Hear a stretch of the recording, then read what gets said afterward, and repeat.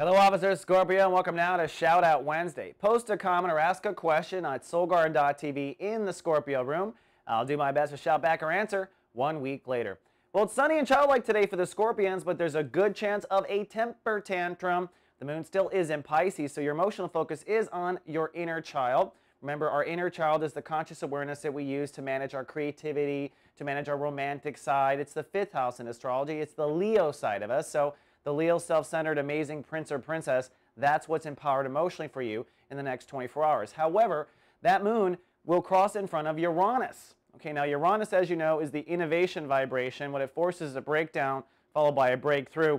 When the moon crosses Uranus, I find it kind of triggers an emotional booby trap that we have on our soul. And by booby trap, I mean some sort of trap that we fall into. It's a fear or an anxiety we've been in through before, that we've worried about before. And with Scorpios, it'll probably be a worry of, oh my goddess, I'm never going to get to do what I want. My inner child's never going to get to play. I'm always going to be stuck in this dead-end job or in this dead-end romance or this dead-end anything. That's probably the most likely fear Scorpios will fall into. Now, of course, that is ludicrous. If there's anything to this whole light casting thing, you will have your dreams come true. And perhaps part of the issue is Saturn retrograde in Virgo across the way.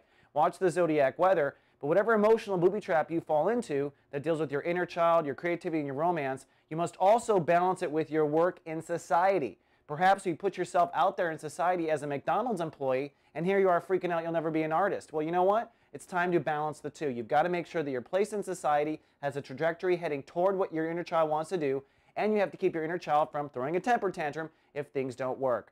Then finally, for our shout out, goes to Kathleen in Canada, who's a Scorpio, and writes a really interesting question in the Scorpio room about shadow casting. She points out that as a Scorpio, she can't help but see anytime someone betrays someone, anytime someone lies, anytime someone's cheating, she always sees it, and she wonders if it's negative for her to be pointing it out.